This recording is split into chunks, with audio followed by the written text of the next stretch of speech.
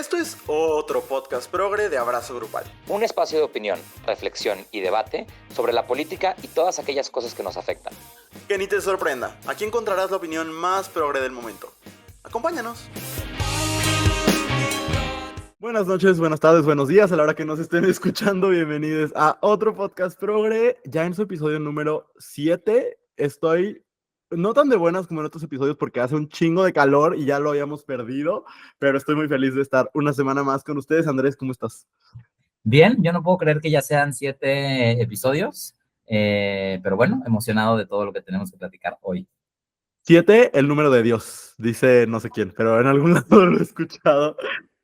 Aparte es un episodio que hay mucha información que platicar, como de muchos temas entre la cultura y los deportes y la política, pero es especialmente emocionante porque al final de este episodio tenemos una invitada muy fantástica que es Pablo L. Morán, story producer de Drag Race México y de muchos otros realities, y va a estar acá para platicar sobre el fenómeno de los reality shows, ¿no? ¿Qué despierta en nosotros?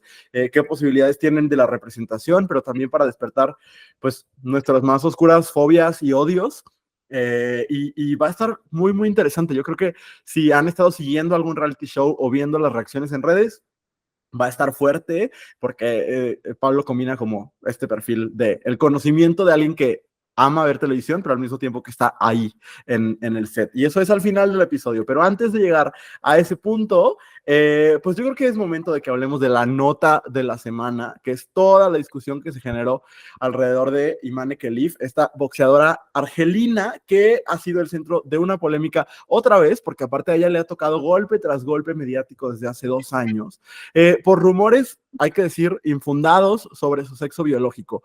Esta controversia se reavivó el pasado 1 de agosto cuando la boxeadora italiana Angela Carini se retiró de su pelea con Imane Khelif, la argelina, tras 46 segundos, afirmando que nunca había recibido un golpe tan fuerte, lo cual desató pues reacciones horribles de todo el mundo, figuras como Elon Musk, J.K. Rowling, la escritora de Harry Potter, el presidente argentino Javier Milei y el grupo de odio Brujas del Mar esparcieron información falsa sugiriendo que Imane Khelif era hombre o una mujer trans.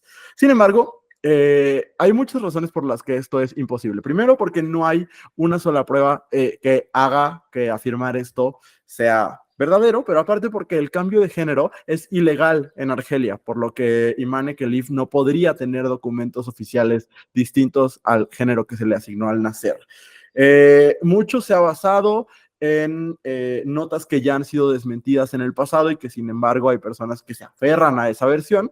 Sin embargo, el portavoz del Comité Olímpico Internacional, Mark Adams, aseguró que las atletas cumplen, tanto ella como otra atleta de la que hoy no vamos a hablar para no como mezclar casos, y creo que el caso de Imane ha sido el que más se ha mencionado, pero aseguró que ella cumple con las reglas de elegibilidad y que en sus pasaportes pues ella figura como mujer. Destacó que ella ha competido en numerosas ocasiones, incluyendo en los Olímpicos de Tokio 2020, y ahí habría que decir también que en muchos momentos de su carrera, pues otras mujeres le han ganado, ¿no? Da el caso que pues es una excelente boxeadora y pues le ganó a esta italiana y ha seguido ganando y calificando. A la fecha, y a pesar de que esta información o estas versiones de que Imane fuera una mujer trans, esta información ha sido desmentida, pero hay muchas figuras con plataformas mediáticas enormes, como las que ya mencionamos, o las que ya mencioné hace unos segundos, siguen repitiendo la información falsa sobre Imane Khelif y utilizándola para promover una retórica transfóbica. Es un caso bien doloroso, creo yo, porque refleja que la transfobia está muy viva, pero aparte como la transfobia se mezcla con otros odios, con otras fobias y con otras conductas discriminatorias, ¿no? ¿Por qué tanta gente se aferra a la creencia de que Imane Khelif podría ser una mujer trans o, como lo dicen ellos erróneamente, un hombre? Pues porque es una mujer que no se alinea físicamente a las características que estereotípicamente entendemos como femeninas, ¿no? Y por lo tanto, pues nos decantamos como a estas versiones sin ningún sustento de, si no se ve como una Barbie es porque seguramente es, y abro comillas para quien esté en Spotify, un hombre, ¿no? Y esto también tiene un elemento claro de racismo, ¿no? Es una mujer de Argelia, es una mujer racializada, Y muchas teóricas feministas y teóricas antirracistas lo han estudiado desde hace muchas décadas, ¿no? Como la idea de feminidad es blanca y blanqueada, ¿no? Como la idea patriarcal de cómo deberían ser las mujeres, pues esta Barbie tal cual, como podemos poner a Margot Robbie como así la imagen de esa feminidad mainstream adorada pues por el sistema, pues es totalmente blanca, eurocéntrica, delgada, etcétera. Y todo lo que se sale de eso, pues es leído como masculino, como sospechoso, como algo a lo que hay que rechazar. Entonces, me parece muy interesante, y más que interesante, me parece trágico, ¿no? A los límites a los que esto ha llegado, como el padre de Imane Khelif tuvo que salir a cámara a mostrar el acta de nacimiento de su hija, como a ella se le ha visto llorando, pues yo creo que con una mezcla entre el orgullo por ganar la pelea, pero al mismo tiempo el dolor de saber todo el odio que viene en contra de ella después de cada vez que gana una pelea.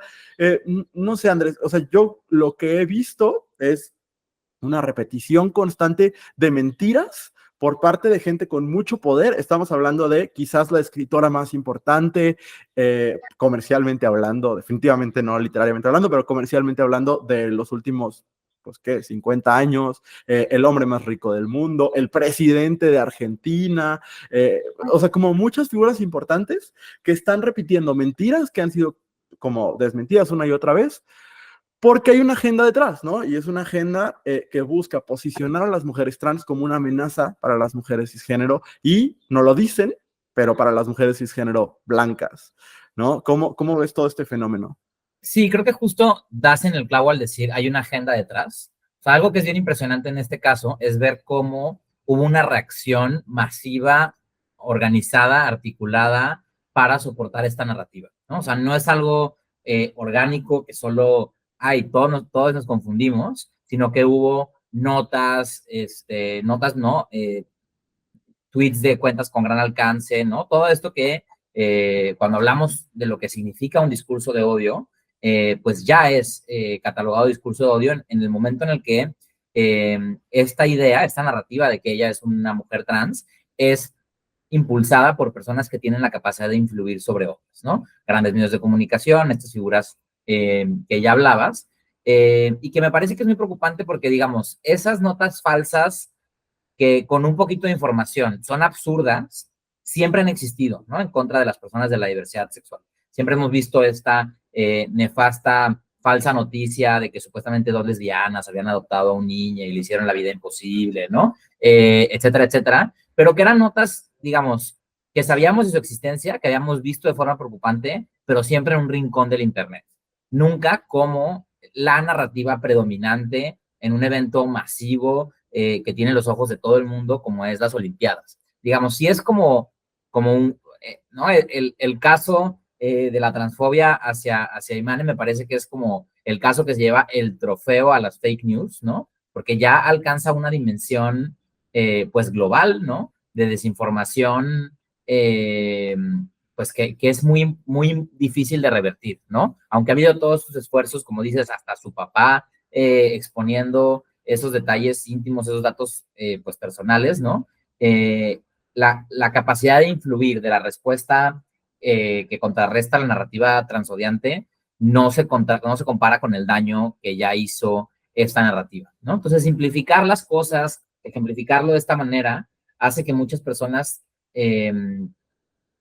tengan ideas muy equivocadas de lo que es el debate real. Algo que yo comentaba al respecto es que me parece pues un reflejo, ¿no? De cómo en la política internacional se ha apostado por hablar de temas o por crear problemas que no son problemas reales, problemas que no existen, para no tener que hablar de los problemas reales, ¿no? En Estados Unidos toda esta narrativa, principalmente en contra de las personas trans, sucede en los estados en donde hay más tiroteos en escuelas, por ejemplo, ¿no? O donde hay otros problemas que sí son importantes, que sí, en los que los políticos sí tienen una responsabilidad directa, ¿no? Como por ejemplo, no aprobar la ley que regula el uso de armas en Estados Unidos, pero que entonces para desviar toda la atención se han creado todos estos embates de prohibir el drag en espacios públicos, de decir que pues las personas que hacen drag o las personas trans son una amenaza para quien usa el baño, ¿no? Etcétera, etcétera, etcétera. Y eso me parece que se sale de control en este caso y que ya llega pues a dimensiones muy preocupantes.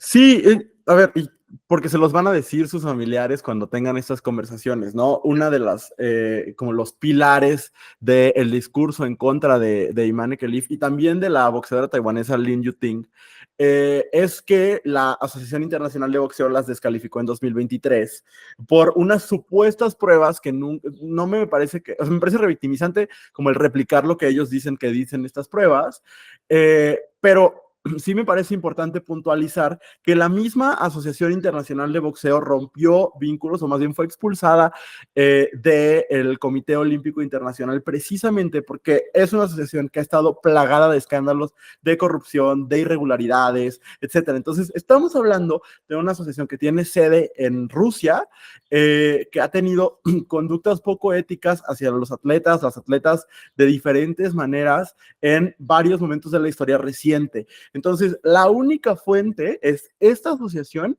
que insiste que se realizaron unas pruebas que sustentan esta descalificación, pero estas pruebas no han sido hechas públicas.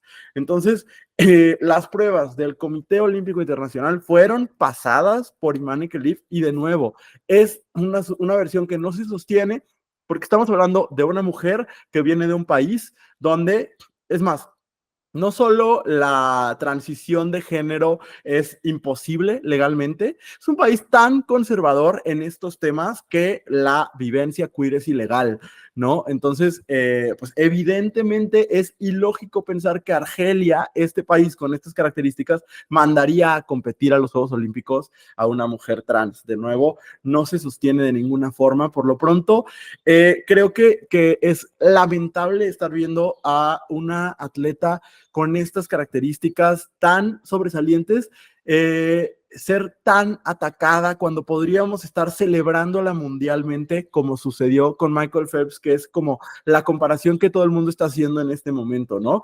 Si hablamos de que hay ciertas características en su cuerpo que la vuelven, entre comillas, superior, pues los grandes atletas de la historia, pues una parte de la mitología alrededor de ellos ha sido justo, ¿no? Que tienen cuerpos pues prodigiosos para su deporte, ¿no? Yo recuerdo cuando éramos más jovencitos, que justo eran 1000 reportajes en la televisión sobre Dios hizo a Michael Phelps para nadar, ¿no?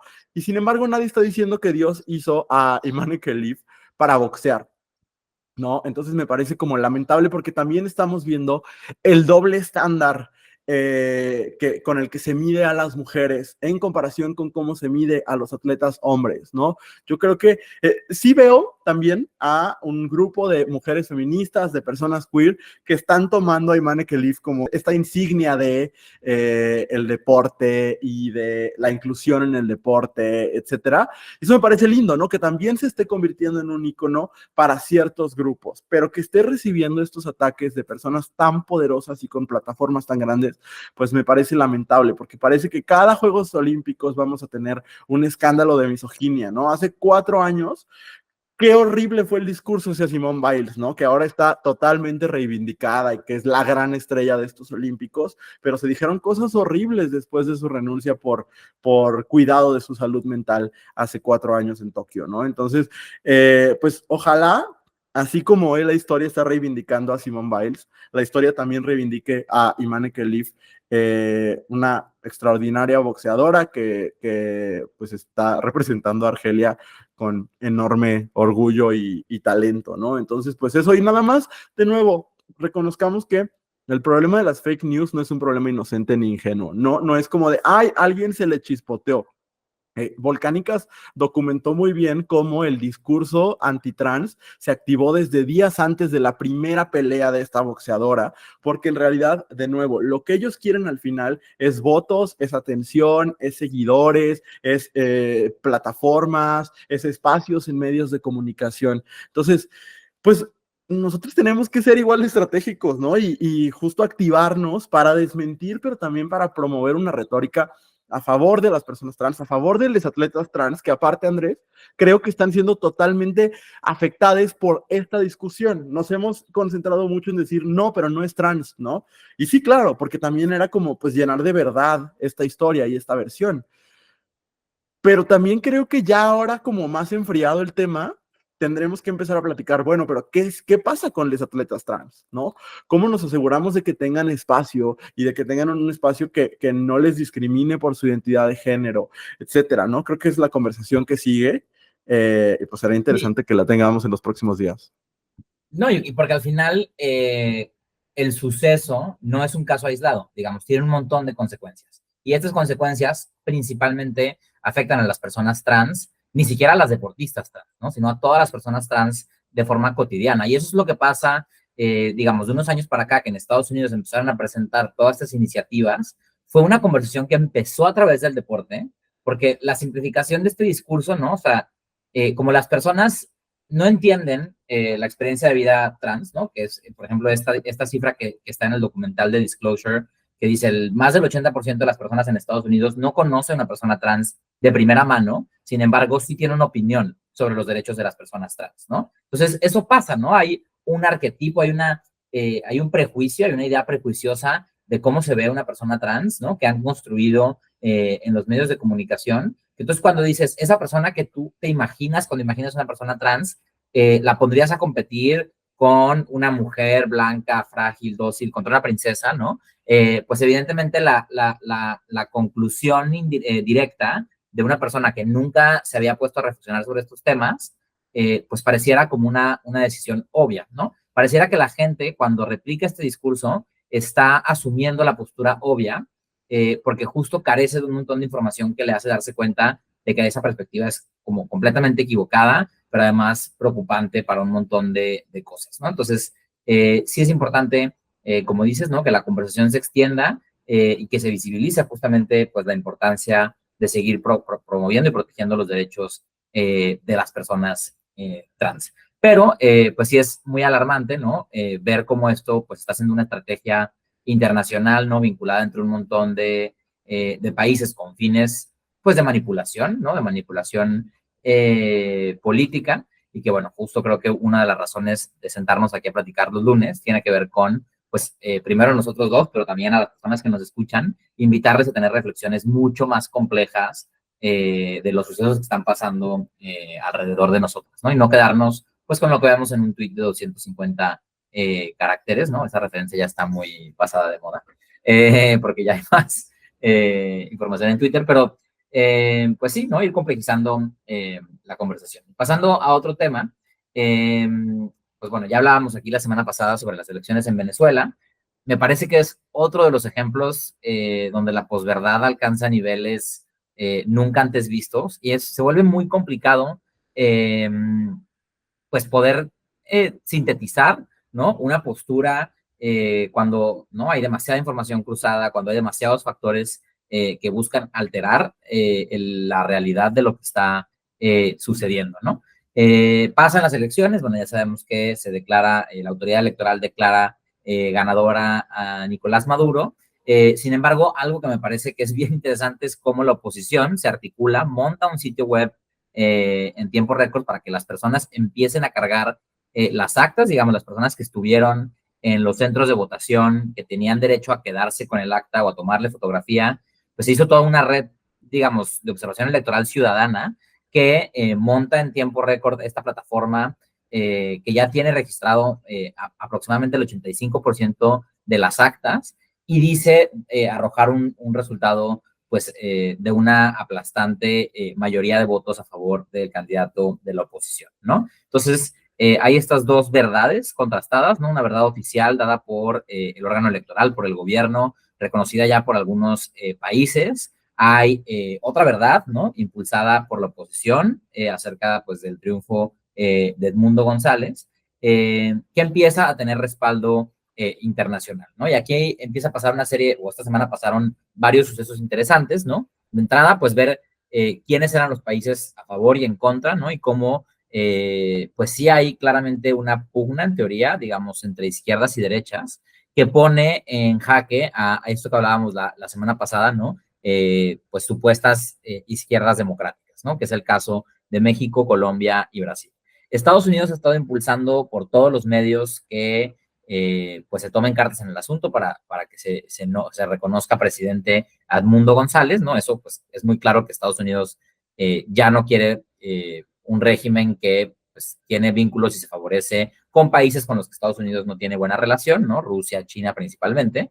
Y entonces por eso toma esta postura tan agresiva, primero que se intentó impulsar por la OEA, y digamos hubo una resolución de la OEA de desconocer el resultado electoral que no se aprobó por la ausencia de los votos de México, Colombia y Brasil, ¿no? Entonces ha sido en ese momento, pues hubo una reacción de quien solo asume que lo justo es lo correcto, ¿no? De decir, bueno, ¿por qué no apoyaron estos tres países al reconocimiento de esta resolución, ¿no? Y me parece que es un sentimiento y es un reclamo válido de aquellas personas venezolanas que están desesperadas por la impotencia de sufrir un fraude electoral, ¿no? En este contexto, pero que creo que también pues, es importante cuestionar qué tanto la intervención internacional de esta forma, ¿no?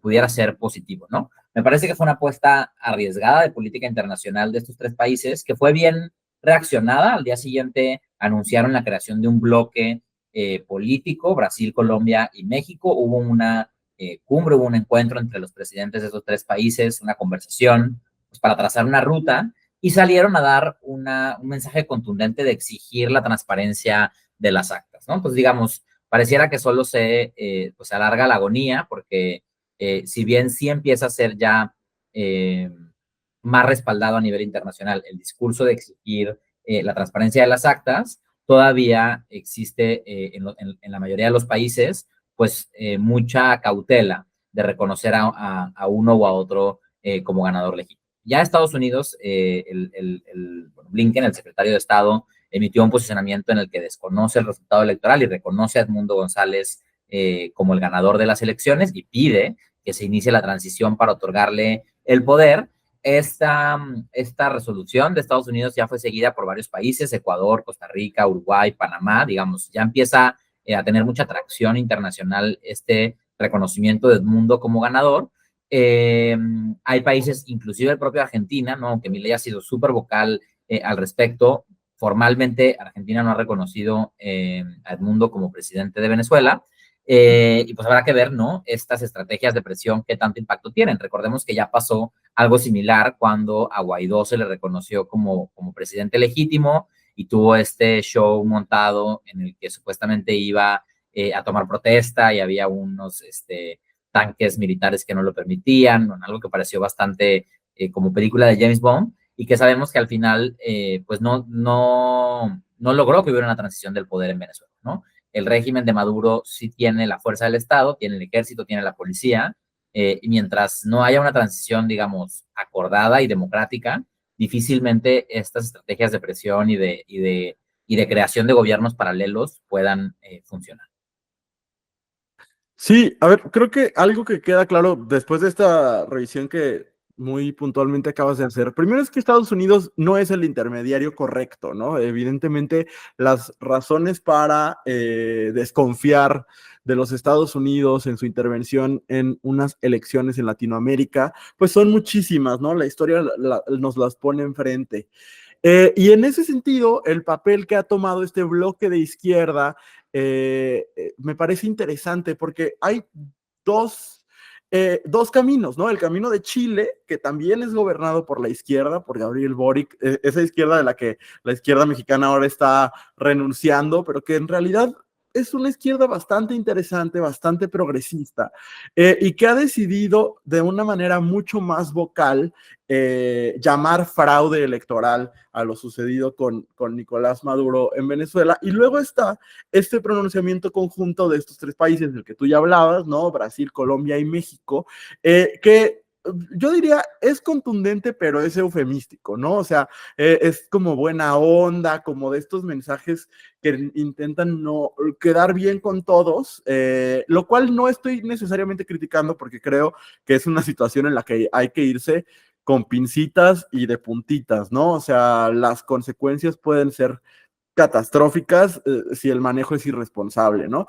Es interesante porque hoy se juntaron Boric y Lula da Silva, el presidente de Brasil, está en Chile, pues ellos han tomado dos caminos diferentes, no diría opuestos, pero sí diferentes frente a lo sucedido en Venezuela. Entonces, pues habrá que ver qué platican y qué va sucediendo, pero es interesante que ante, pues yo diría yo, el fracaso de Estados Unidos para poder intervenir en estas elecciones en Venezuela, que los países de izquierda que tienen pues cierta, pues si no cercanía, por lo menos algunos sí el respeto con el régimen de Nicolás Maduro, pues quizás sean los intermediarios adecuados, ¿no? Y que este manejo que se le ha criticado tanto al presidente López Obrador, con mucha razón, muchas veces, a lo mejor esta actitud de prudencia sí tenga resultados esta vez, pues es una esperanza que tenemos, a lo mejor es una esperanza ingenua, pero habrá que ver la actitud de estos países al final qué resultados tienen, ¿no? Sí, creo que, bueno, como dices, ¿no? Estados Unidos no es el mediador adecuado. Creo que quien ha logrado consolidarse como un mediador potencial es Brasil, ¿no? Y ya tiene pues, tiempo ahí haciendo ese esfuerzo de encabezar pues ese espacio de mediación. Y ahí creo que justo es una ausencia de la política exterior mexicana, ¿no? Bien, sí. En la política exterior mexicana existe este principio de no intervención y de autodeterminación de los pueblos, que fue muy promovido a nivel internacional durante el régimen priista. En parte sí, porque es importante el principio de no intervención, pero en parte también porque México jugaba ese papel en la esfera internacional para que sus prácticas poco democráticas no fueran cuestionadas. Hubo, digamos, lo que está pasando con Nicolás Maduro pasó en México de otra forma, pero en algún momento en el que hubo elecciones donde solo había un candidato, el candidato del PRI, digamos, ¿no? Y en esos años, pues el papel internacional de México era yo no me meto contigo, tú no te metas conmigo, ¿no? Hoy sí creo que pues con miras al desarrollo regional de América Latina, México tendría que asumir un papel de mucho más liderazgo del que está, del que la política internacional de la 4T ha tenido. La 4T regresa a esta interpretación más lisa y llana del derecho a la no intervención, y entonces yo prácticamente ni opino de lo que pasa internacionalmente, y eso me parece que en casos como este, pues son un área de oportunidad que estamos dejando pasa, ¿no? Veamos si este ejercicio de esta conversación tripartita entre Colombia, Brasil y México recolocan a la política exterior mexicana como un camino para el desarrollo regional, y ahí pues justo creo que es pues una oportunidad que tiene el gobierno de la presidenta Claudia Sheinbaum, de quien tú ahorita nos vas a platicar un chisme. Hay chisme sobre el gabinete. Fíjate que este jueves de gabinete pasado, por fin se descifró un misterio que teníamos tiempo cuestionándonos, ¿no? Que es, ¿dónde va a quedar parado el expresidente de la Corte y ex amigo de Norma Piña y todavía Swiftie, Arturo Saldívar? Todavía tiene muchas cosas de Taylor Swift en su oficina, lo acabo de ver en la entrevista con la Chávez, me pareció muy extraño. Pero bueno, Arturo Saldívar fue nombrado este jueves como coordinador general de política y gobierno de la presidencia de la República, un puesto cercano a la presidenta, si bien no es un puesto que esté en el gabinete legal, ya es parte del gabinete ampliado, pues en realidad esta es una frase que acuñó el presidente López Obrador, pero que parece meterse también a la manera de gobernar de Claudia Sheinbaum, que es, importa más el encargo que el cargo, ¿no? Y en ese sentido, Claudia Sheinbaum nos dejó muy claro este jueves que el encargo de Arturo Saldívar es seguir de cerca las iniciativas de reforma constitucional, específicamente la reforma al Poder Judicial que propone pues básicamente la elección popular de jueces, ministros y magistrados, ¿no? Entonces, esto es interesante por muchas razones. Saldívar es una figura que ha sido controversial incluso dentro de la misma 4T, ¿no? Era un ministro bastante reputado hace un par de años, se le respetaba mucho por habérsele puesto enfrente a quien lo designó, ¿no? Porque él fue una designación de Felipe Calderón y sin embargo a la hora de emitir sentencias en el caso de la guardería ABC, pues no fue cercano a la postura de Calderón. y era bastante respetado, pues universalmente, creo yo. Sin embargo, se volvió muy cercano al gobierno de López Obrador y en abril de este año yo creo que fue el punto más alto del escándalo de Saldívar, porque la Suprema Corte inició una investigación de la cual, sobre todo, Televisa N+, le han dado un seguimiento como muy cercano, en la que se le acusa de liderar un esquema para favorecer al gobierno de López Obrador, presionando a jueces y a magistrados. Incluso hay unos audios bastante escandalosos que se transmitieron en el noticiero de Enrique Acevedo. Y hay también un libro que publicó, me parece que Grijalvo, es alguna de las editoriales de Penguin Random House, que escribió Hernán Gómez, que se llama Traición en Palacio, que justo habla del actuar opaco de Arturo Saldívar y de Julio Scherer, no Julio Scherer, el periodista, porque él ya se murió, sino de su hijo, que era, me parece, consejero jurídico de la presidencia, y como esta confabulación entre ellos dos, de nuevo, presunta, ¿no? Pero está muy bien documentada en el libro de Hernán, que pueden conseguir en donde sea. Es un escándalo precisamente porque él era la cara de la reforma al Poder Judicial en la campaña de Claudia Sheinbaum. Cuando salen estas acusaciones, pues un poco lo hacen a un lado, así como de, bueno, pues mejor que dé la cara a alguien más. Incluso creo que la que ha dado la cara ha sido Lenia Batres, ¿no? Ha sido la que ha estado como más a la defensiva en medios de comunicación. Será interesante hablar de Lenia Batres en el futuro, porque es un personaje extrañísimo, creo yo. Pero bueno, Saldívar es como un poco apartado de la campaña, y cuando es electa Claudia Sheinbaum, pues justo nos empezamos a preguntar qué va a pasar con Saldívar, ¿no? ¿Lo van a esconder? ¿Va a aparecer? Y bueno, pues ya apareció. En este puesto, que repito, es Coordinador General de Política y Gobierno de la Presidencia de la República.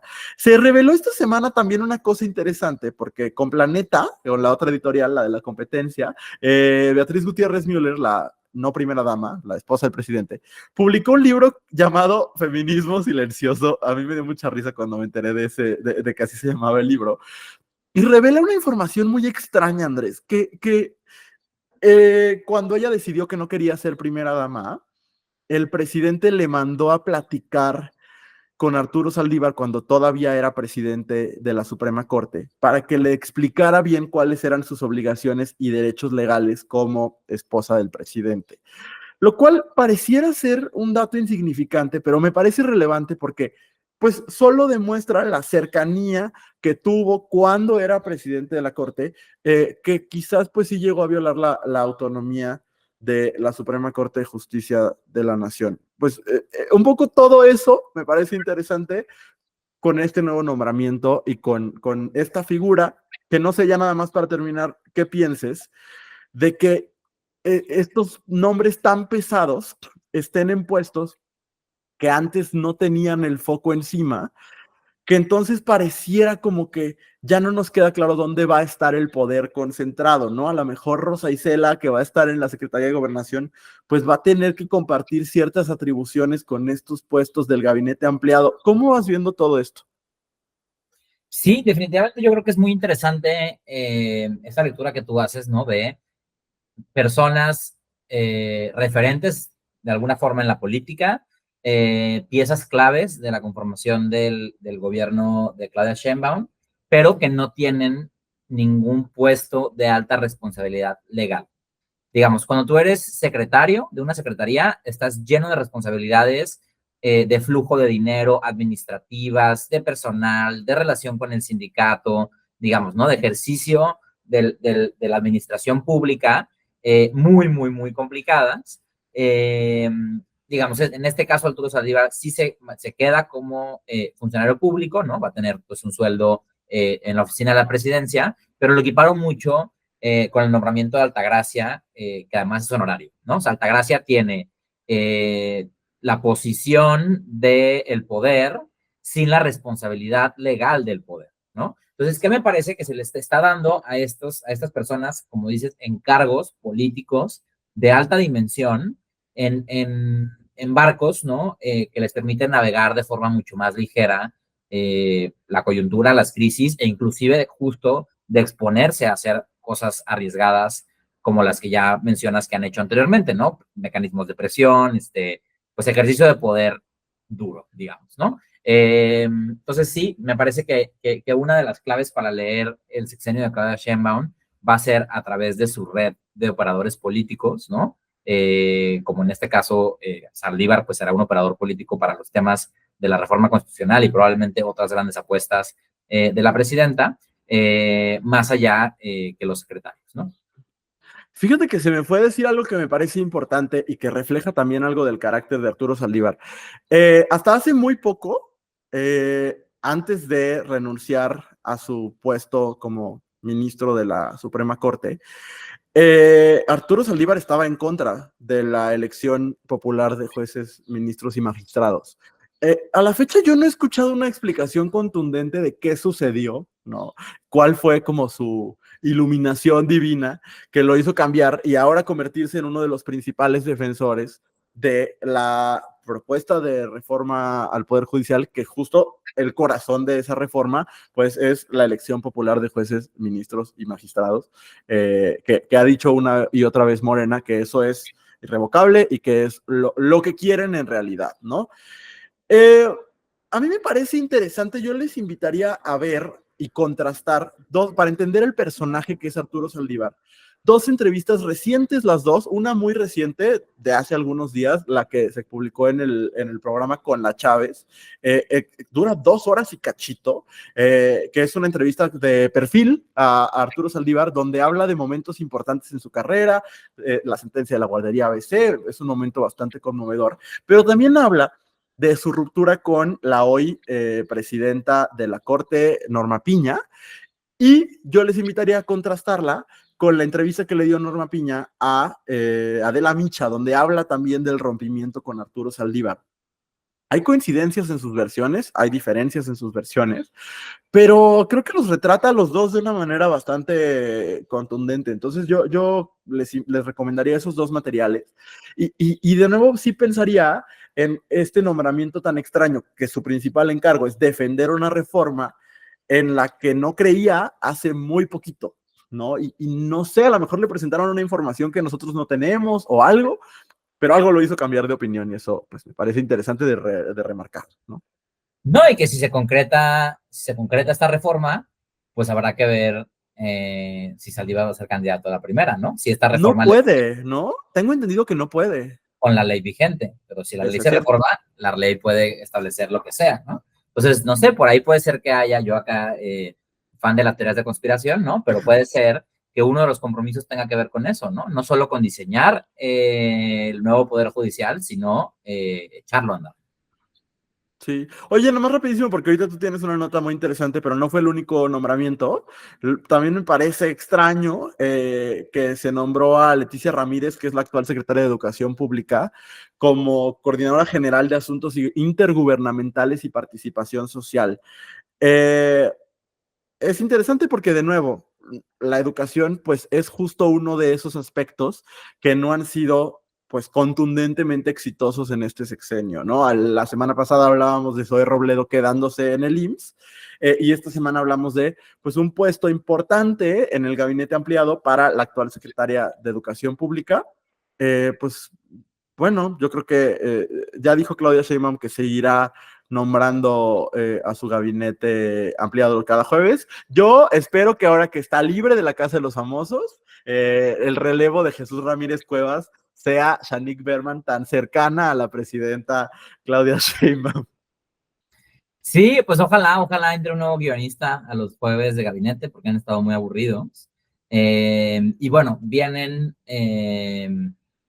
pues bueno, ya no sabemos si vienen o no vienen los nombramientos, es decir, vienen los nombramientos que pueden ser interesantes para nosotros como el CONAPRED, pero justo Ya puede ser, dijo cuáles vienen y todavía no viene ese. no, pues puede ser que desaparezca en esta reforma de organismos autónomos y justo, digo, siguiendo un poco con Claudia Sheinbaum y su gobierno, igual platícanos un poquito de qué va esta propuesta de eliminar los organismos autónomos, ¿no? Porque así como la reforma judicial es una de las grandes apuestas, ¿no? Ya vemos qué papel está jugando Saldívar. La otra gran apuesta que AMLO intentó desde que llegó y que no se ha materializado, pero que pareciera ser que esta es la buena, pues tiene que ver con la extinción de todos los organismos autónomos. Así es, pues esta lucha contra el neoliberalismo es cada vez más extraña, porque una de las cosas que al parecer son prioritarias para la 4T es la desaparición de varios organismos autónomos. Ahí te va todos los que, bueno, autónomos y descentralizados, hay que decir, porque si no va a aparecer de aquí de un hoyo, va a salir Vanessa Romero para decirme que estoy siendo impreciso. Pero los órganos que se propone desaparecer son la Comisión Federal de Competencia Económica, la COFESE, el Instituto Federal de Telecomunicaciones, el Instituto Nacional de Transparencia, Acceso a la Información y Protección de Datos Personales, que usted conocerá como el INAI, el Consejo Nacional de Evaluación de Política de Desarrollo Social, es decir, el CONEVAL, la Comisión Reguladora de Energía, la Comisión Nacional de Hidrocarburos y la Comisión Nacional para la Mejora Continua de la Educación. Aquí hay varias cosas, ¿no? ¿Para qué se pretende, o por lo menos qué es lo que dice la 4T de para qué se pretende eliminar a todos estos organismos? Para ganar dinero, ¿no? La realidad es que Claudia Sheinbaum prometió muchísimas cosas en campaña. Entre ellas es, pues evidentemente, continuar con los programas sociales que serán ahora un derecho constitucional, pero aparte agregar nuevos programas sociales, específicamente dos de los que ya habíamos platicado, que es el de las mujeres de 60 a 64, que ya puso sus paréntesis y dijo como de, o sea, sí, pero vamos a empezar primero con unas mujeres y luego con otras, y el de todos y todas las estudiantes de educación pública de todos los niveles, ¿no? ¿Y cuál es el problema ahí? Ya se nos está acabando el dinero, ¿no? El dinero que con mucho esfuerzo y mucha rudeza consiguió Raquel Buenrostro desde el SAT, ¿no? Los impuestos que le lograron cobrar a muchísimas empresas que no habían cobrado, lo cual a mí me parece que es de reconocerse a este gobierno, pues ese ya se acabó, ¿no? O le falta muy poquito para que se acabe. Y la cosa es que hay muchas cosas que se le prometieron a los mexicanos. Entonces, lo que plantea esta reforma es, al desaparecer estos organismos, se ahorra dinero y ese dinero pues, se puede distribuir en más programas sociales y en la recientemente aprobada reforma de pensiones, que también está un poco confuso de dónde va a salir ese dinero. Es muy atractiva esa reforma, pero todavía no nos queda muy claro como de dónde va a salir. Entonces, la propuesta es la siguiente: se eliminan estos organismos y sus funciones pasan a diferentes secretarías federales como la de Economía, la de Energía, la de Infraestructura, Comunicaciones y Transporte, la de la Función Pública o la de Educación Pública, ¿no? Aquí hay varias cosas extrañas, Andrés, que no sé si a lo mejor tú también lo puedas aclarar, porque una de las cosas que dicen es que no se va a despedir a nadie, ¿no? Que simplemente quienes trabajan en estos organismos hoy en día, pues pasarían a ser empleados ahora de las secretarías en cuestión. Yo ahí mi primera pregunta sería, entonces, ¿qué tanto nos estaríamos ahorrando, no? Eso es lo primero. Y lo segundo es que pues se está discutiendo en este momento qué tanto se pierde de las funciones de estos organismos al pasar a ser parte del gobierno, ¿no?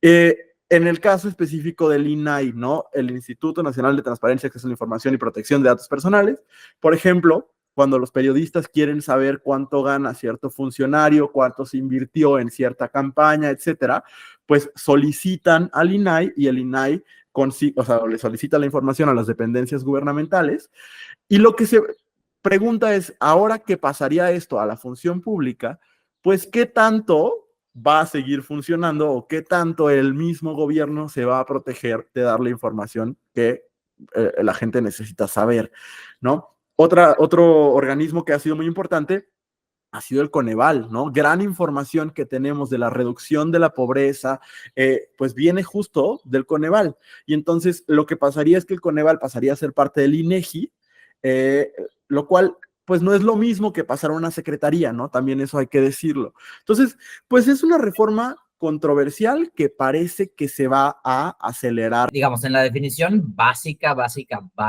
de diferencias entre un gobierno de izquierda y derecha, por lo general los gobiernos de derecha son los que tienen el argumento de recortar dependencias públicas para ahorrar dinero, ¿no? Eso es lo que Milei prometió en campaña y lo que llega a hacer al gobierno de Argentina. Y por lo general se acusa a los gobiernos de izquierda de burocratizar el Estado, pero que responde más a la idea de tener un Estado fuerte, un Estado robusto, ¿no? La izquierda cree que hay un Estado con la capacidad, ¿no? Pues de regular, por ejemplo, el mercado, ¿no? Como como lo es con la competencia económica, ¿no? O de regular el poder del Estado, ¿no? Como lo es con el acceso a la información, ¿no? Entonces es muy absurdo que sea el gobierno de la verdadera y única y más pulcra y pura izquierda, sigamos juntos todas haciendo historia, sea quien saca estas narrativas de derecha de decir, no es porque no funcionen, no es porque bla, bla, es porque vamos a ahorrar dinero, que al final le vamos a dar a la gente, pues, pero no a través de un Estado que garantice el bienestar de las personas, sino de una dispersión económica, pues al puro estilo de la tienda de raya, ¿no? Entonces, sí creo que es como importante analizar desde ahí. Concretamente, no creo que haya tanto un ahorro, ¿no? Ni tampoco creo que haya tanto una amenaza de que estas cosas, o sea, de que estas políticas dejen de existir como lo acusa de repente la oposición, ¿no?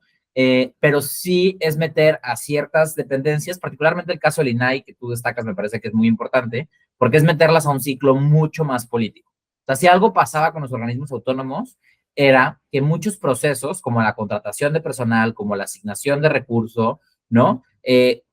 Pues al ser organismos autónomos, ellos mismos los gestionaban, ¿no? Bajo el marco de la misma ley, o sea, no estoy diciendo que fueran más opacos o más discrecionales, no, para nada. Al contrario, siempre tenían la tendencia de ser mucho más transparentes por tener esta posibilidad de autoadministrarse dentro del marco del Estado y del presupuesto otorgado por el Congreso, ¿no? Ahora, cuando eso lo absorben secretarías, entran dentro de toda la jerarquía política que implica una secretaría. ¿Quién es el secretario? ¿A qué corriente política pertenece? ¿Qué subsecretarías? ¿Cómo distribuyeron el poder en esas subsecretarías? ¿Cuáles son las direcciones? ¿A qué fauna pertenece? ¿A qué fauna política pertenece cada dirección? ¿No? Si hay que salir a marchar el domingo, ¿no? Pues hay que invitar a los compañeros a ponerse la camiseta, ¿no? Etcétera, etcétera, ¿no? Digamos, metes en la lógica política, pues el ejercicio de funciones que son muy técnicas, ¿no? Como la que hacían estos organismos autónomos, ¿no? Entonces, al final, me parece que con un argumento de derecha terminamos cayendo en el peor de los vicios de la izquierda, que es la burocratización sin eficiencia. Sí, por completo. La verdad es que no quisiera como darle más vueltas, solo que creo que me parece interesante que el plan C vaya desde el principio con sus dos iniciativas más controversiales, que son, bueno, quizás faltaría la electoral, pero de inicio, la reforma del Poder Judicial y la reforma en materia de organismos autónomos, pues van, al parecer, de lleno desde muy al principio del gobierno de Claudia Sheinbaum, o incluso desde antes de que inicie, lo cual me parece aún más extraño y terrorífico. Sí hay que decir que, por ejemplo, yo he escuchado a Denise Dresser repetir una y otra vez que está en riesgo el INE. Hay que decir que esta reforma en particular no plantea ni la desaparición del INE, ni la transformación del INE en el INEC, que está planteado en la reforma electoral, que no plantea ni que desaparezca el INE ni que deje de ser autónomo. Sí es una discusión aparte y también creo que hay que ser como justos en de qué sí estamos hablando y de qué no, ¿no? Pero justo por eso yo te decía, y tú lo explicaste con gran claridad, te decía esta cosa es una extraña lucha contra el neoliberalismo, ¿no? Cuando estamos hablando de hacer más chiquito y más chiquito el Estado para que nos alcance para los programas sociales, ¿no? Pero bueno, ese es el país en el que vivimos y estaremos platicando de estas reformas. Seguramente la próxima semana tendremos otra reforma prioritaria de la que hablar, lo cual me asusta un poco, pero más bien platícanos tú sobre el tema de la... ¿Qué vamos a hablar? Vamos a hablar de las afirmativas. Exacto, es cierto. Justo, bueno, en la conformación del nuevo Congreso, hoy se veía ya un poco con más claridad cómo va a quedar esa integración del Congreso. Y algo que es muy destacado es que las acciones afirmativas, digamos, estas cuotas que establece la autoridad electoral a los partidos para obligar que presenten candidaturas de grupos de población históricamente excluidos, pues estas acciones afirmativas que se implementaron en 2024 para personas indígenas, afromexicanas, personas con discapacidad, migrantes y de la diversidad sexual, digamos, tanto en el Congreso, para la Cámara Federal, eso ya había pasado en 2021, pero por primera vez en la historia para el Senado también se establecieron acciones afirmativas, tuvieron un gran resultado. Y es decir, que al menos 78 personas que fueron inscritas bajo la acción afirmativa por sus partidos serán representantes tanto en la Cámara de Diputados como en el Senado. Concretamente habrá 67 diputaciones federales, de estas van a ser 42 de acción afirmativa indígena 9 de personas con discapacidad, 5 de personas afromexicanas, 5 personas de la diversidad sexual y 6 migrantes, esto en la Cámara de Diputaciones, y en el Senado habrá 11 senadurías por acción afirmativa, 7 de personas indígenas, 2 afromexicanas, una de la diversidad sexual y una migrante. Es importante, sí. Destaca también que son Morena y el Partido Verde los dos partidos con mayor número de legisladores por acción afirmativa. Digo, también pues, son los partidos que tienen más diputaciones, ¿no? Hace sentido.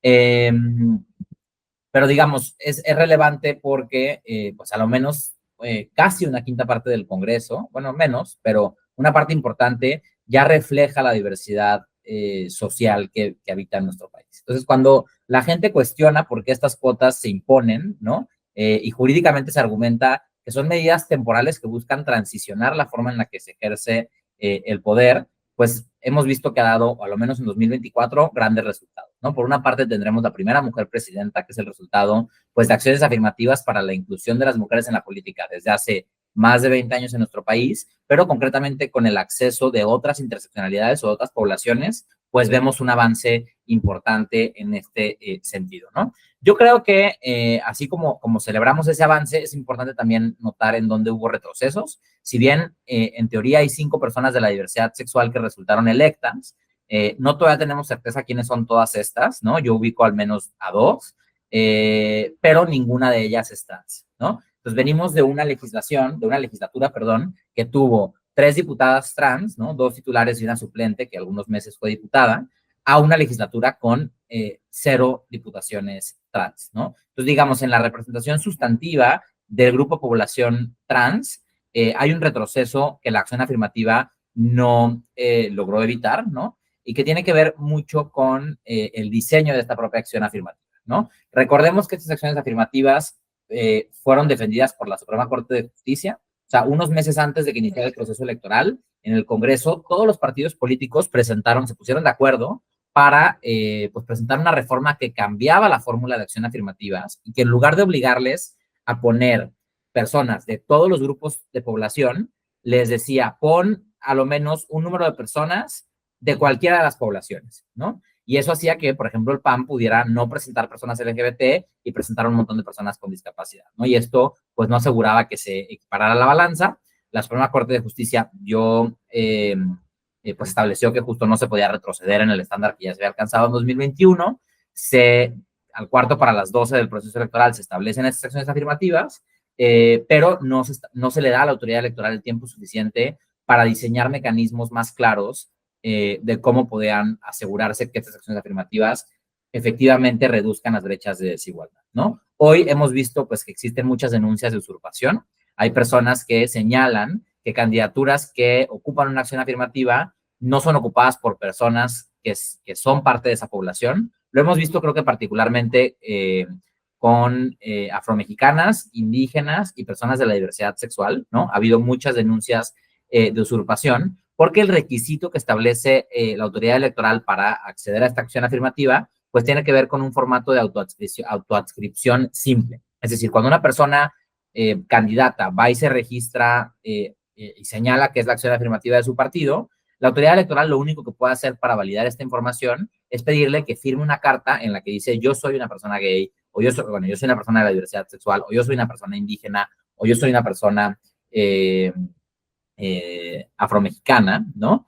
Y no puede haber una tercera persona que valide esa identidad, ¿no? Al final esa identidad es autopercibida. Entonces, digamos, la autoridad electoral está un poco atada de manos sobre cómo establecer candados para esta acción afirmativa, pero quienes no están atados de manos son los partidos y quienes tienen la responsabilidad de poner a personas que representen estos grupos de población son los partidos políticos, ¿no? Entonces, creo que este gran triunfo de las acciones afirmativas que vamos a ver en la Cámara de Diputados va a estar pues manchado, ¿no? Por un alto número de usurpaciones, y eso tiene que hacernos tener una conversación seria de cómo los partidos políticos tienen que evolucionar a convertirse en instituciones con una ética mínima que haga que tengan procesos internos para que estas acciones afirmativas las ocupen liderazgos de estos grupos de población históricamente discriminados, que sí son afectados por vivirse públicamente y por ser percibidos ante la sociedad como personas con estas características. ¿no? La acción afirmativa busca justo revertir esa exclusión que hoy los prejuicios, los estigmas generan y que no hace mucho sentido que la acción afirmativa lleve el poder a una persona que no vive esa exclusión cotidianamente. Sí, justo. A ver, yo creo que más allá del diseño de las acciones afirmativas, creo que das en un punto importantísimo, que es el cambio paradigmático y cultural dentro de los partidos. Y creo que abre un montón de discusiones. La discusión del relevo generacional, que creo que sí es importante. No es cierto que las personas mayores de cierta edad no sean capaces de apreciar la diversidad, pero creo que sí tenemos suficientes insumos para saber que hay una perspectiva en las generaciones más jóvenes que con una mayor apertura y un mayor conocimiento de temas como la diversidad sexual y de género, como la interseccionalidad en general.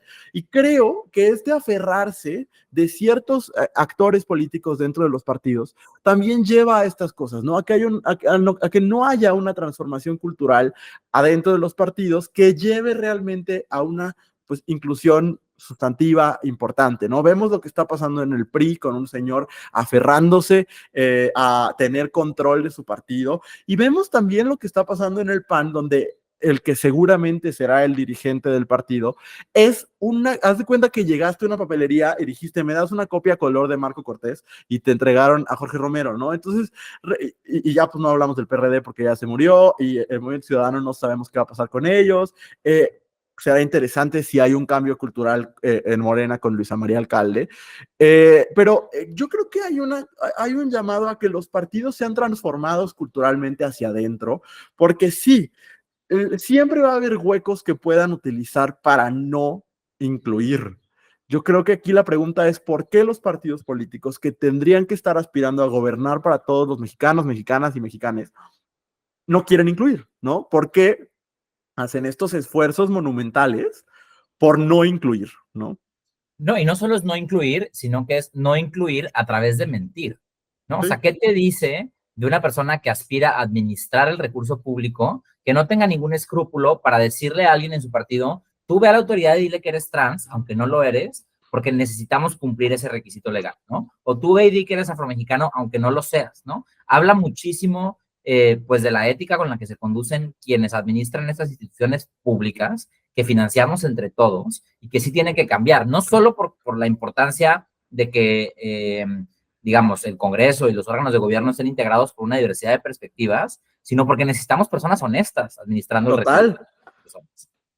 Sí, y ¿sabes qué es lo más perro vergonzoso que es de todos los partidos? O sea, hay noticias de usurpadores de acciones afirmativas en todos los partidos, los de la izquierda verdadera, los de la izquierda fresa, los de la derecha verdadera, los de lo que sea el PRI, todos tienen casos de usurpadores de acciones afirmativas que suceden con la aprobación, y no solo con la aprobación, muchas veces con la confabulación de altos mandos dentro de los partidos, y eso me parece de vergüenza total, debería caerse en la cara de vergüenza, ya lo habíamos hablado antes, creo, pero es que es verdaderamente terrible. Entonces, pues, por un lado, sí, y pues nada, celebrarlo.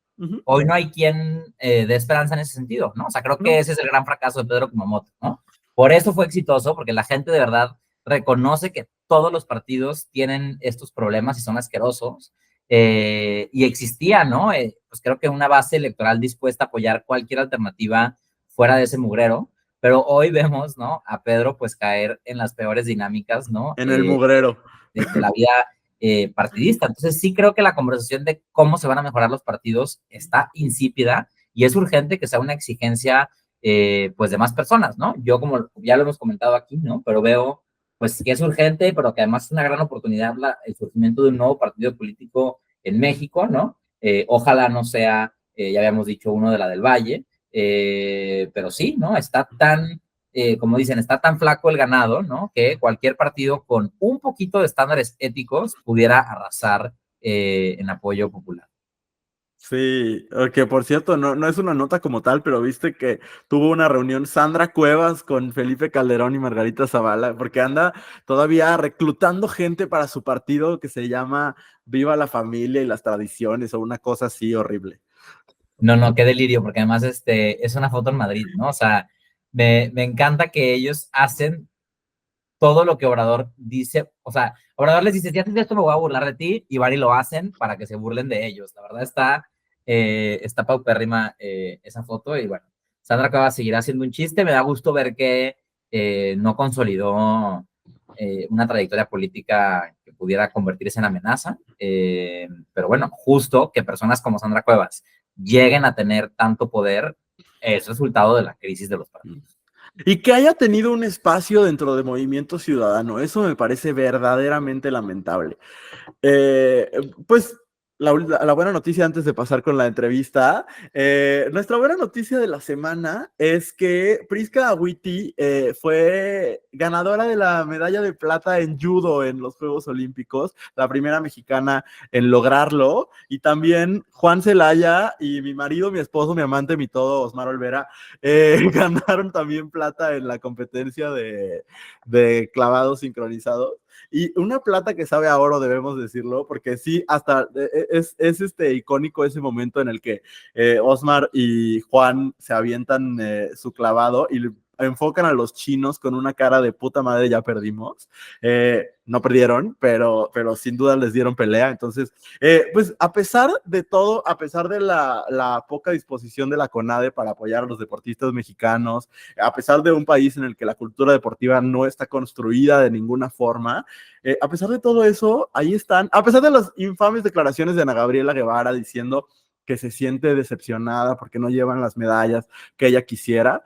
A pesar de todo eso, hay deportistas mexicanos, mexicanas que están pues triunfando en los Juegos Olímpicos, y eso la verdad a mí sí me brota el asqueroso nacionalismo cuando eso sucede. Sí, pues qué buena noticia, ¿no? Que a pesar de todo lo que ya narras, ¿no? México pues tenga estos referentes que nos dan orgullo en eventos como las Olimpiadas. Y pues nada, vamos a escuchar la entrevista en un capítulo en el que hablamos mucho de posverdad, mucho de todo eso que vemos en televisión. Me parece que pues lo que nos va a compartir nuestro invitado nos puede ayudar a tener un poco más de sentido crítico al momento que vemos la tele. Así es, nos acompaña el día de hoy Pablo Lemorán, comediante, story producer de Drag Race México, y también van a escuchar ahí su experiencia en muchos otros realities, como Pequeño Gran Jurado en la Cocina, LOL, Temptation Island. Me sé todo lo que ha trabajado Pablo porque soy muy fan. Entonces, pues van a ver ahorita todo lo que nos tiene que compartir. Vamos a una brevísima pausa y escuchamos la entrevista. Hola, yo soy Luis. Yo soy Andrea. Y somos las personas detrás de Abrazo Grupal, un proyecto en el que hablamos de diversidad sexual y de género y de las cosas que a las personas LGBTQ+ nos preocupan, sobre todo en México. Y ahora el siguiente proyecto que tenemos que nos emociona muchísimo es un libro que escribimos para ustedes que se llama Resistencias Queer. Resistencias Queer es un libro donde abordamos temas que siempre han sido importantes para nosotros como personas LGBTQ+, como la heteronormatividad, la educación sexual incluyente, el placer, la aceptación, la inclusión y muchísimas otras cosas. Y aunque estos son temas que ya hemos tocado en nuestra plataforma, el formato del libro nos permite explorarlos a mucha mayor profundidad y poder decir muchas más cosas de las que hemos dicho antes. Este es un libro para las personas que no son parte de la comunidad LGBTQ+, pero que tienen dudas y tienen ganas de aprender y de conocer un poco sobre la historia y los términos que rodean a nuestra comunidad. Pero también está pensado como un abrazo para ti, que eres una persona LGBTQ+, y necesitas saber que no estás sola, sole o solo. Después de poner mucho tiempo y sobre todo mucho corazón en este proyecto, nos llena de orgullo poder compartir esto con ustedes al fin.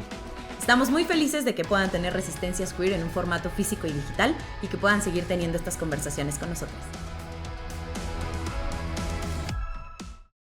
Pues llegamos al momento final del episodio y hoy yo siempre tengo palabras muy generosas que decir para nuestros invitados, pero genuinamente es una de mis personas favoritas en el planeta. Pablo Lemorán está aquí. ¿Cómo estás, Pablo? Hola, ¿cómo estás, mi amistad? ¿Cómo están? Qué felicidad de estar aquí. Igual, estamos muy felices y aparte debo decir que eres la primera persona invitada a la que pide el público. De todas maneras, yo ya había dicho que te quería por acá, pero en los comentarios llegaron a decir, tienen que invitar a Pablo Lemorán. Ay, gracias, muchas gracias. Me siento muy honrada de que me tengan aquí y de que la gente quiera escuchar mis inventadeces. Sí, y que haya sido una petición alcanzable, porque luego me pasa que pongo, ¿a quién invitamos? Y ponen A Thalía. a Taylor Swift. Ajá, sí, güey. Güey, ubícate un poquito, pero bueno, esto era muy realizable, ¿eh? Amo que, que, No, que Pablo se dejó ver como Team Thalía y tú, Luis, como Swiftie. Es que uy, para mí es, o sea, me da más fantasía escuchar a Thalía en un podcast. Taylor Swift, ¿de qué nos va a hablar esa señora? ¿De qué nos va a hablar? O sea, la verdad, con todo respeto, perdona a los Swifties, pero sí. está bien.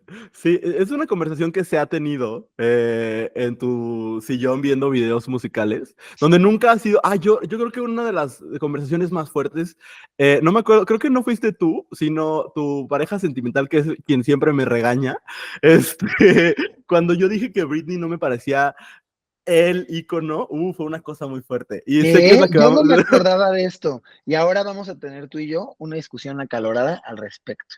Ay, O no, sea, bueno, siento que sí. Andrés se va a sentir como cuando vas a casa de tu amiguito al que regañan, ¿no? De que, ¿cómo te atreves a hablar así de Legendary Miss Britney Spears? Ya no, voy a hacer como que no dijiste esto, voy a tratar de olvidarlo. No, yo creo que ya hay que cambiar el tema de la entrevista y tenemos que Está abordar esto acalorada. Vas a a poner fondo. acalorado si hablamos de Britney. No me Sí. acordaba que habías dicho eso. No, Por pero qué fue viniste a dentro de mi un casa a decir contexto. cosas LGBT fóbicas? Barbaridades O de esa sea, naturaleza, qué fuerte.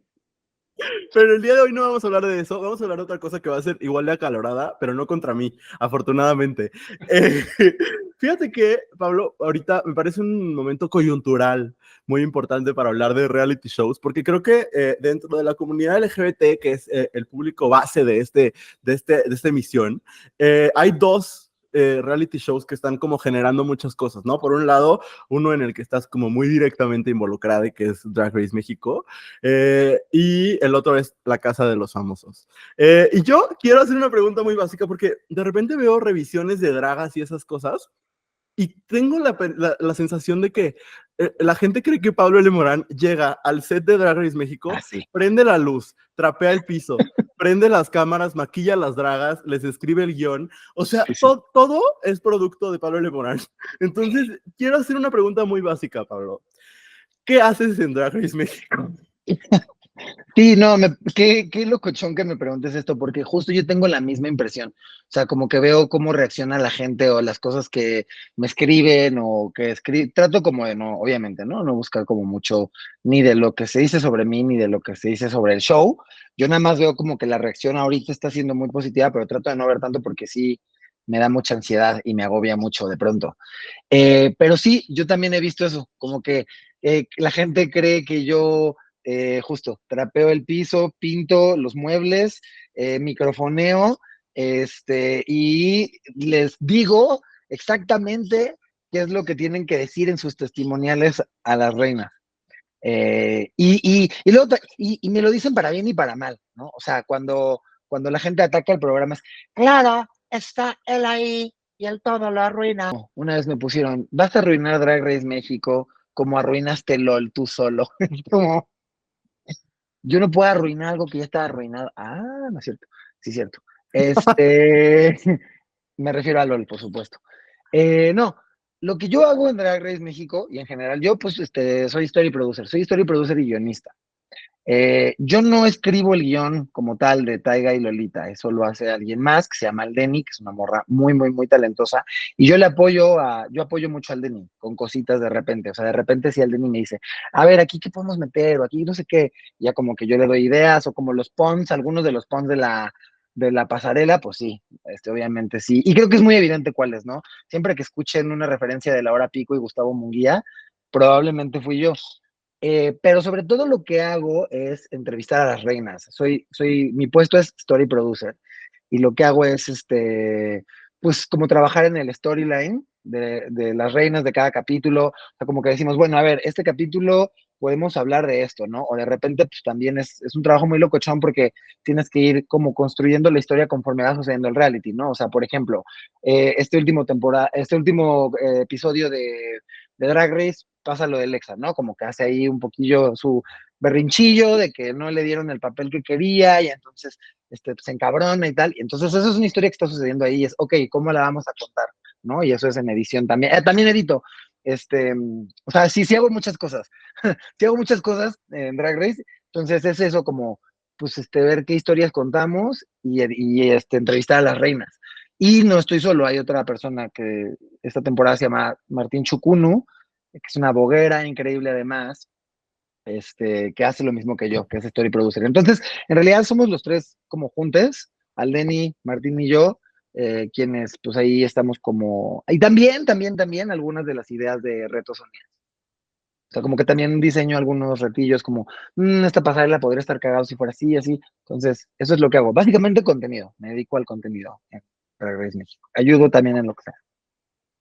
Bien, digo, me da mucho gusto escuchar que por salud mental te mantienes un poco alejada de toda esta vorágine de comentarios, pero digo, más allá de los comentarios que generan pues, los trabajos que tú produces, ¿no? En general, ¿no? Los realities pues sacan lo peor y lo mejor de las personas en redes sociales, pero a veces me imagino que también hay una intención de eso, ¿no? De repente, tú como guionista, pues puedes prever, ¿no? Que ciertas cosas van a generar ciertas reacciones o de repente meterle un poco de intención también a detonar conversaciones que son importantes, ¿no?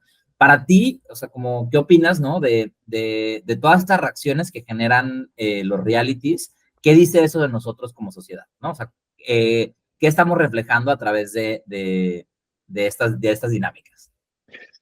Sí, qué loco. Siento que es muy interesante lo que dices de que los reality sacan lo peor de nosotros, pero siento que sacan lo peor de todo el mundo, ¿no? También de quien participa en ellos, porque de repente me parece que hay gente a la que sí se le olvida que hay cámaras, de repente pues empiezan como a establecer ahí unas dinámicas en donde, y cuando tú ves a alguien convivir con otras personas 24/7 por mucho tiempo, inevitablemente van a empezar a salir los verdaderos colores de las personas, ¿no?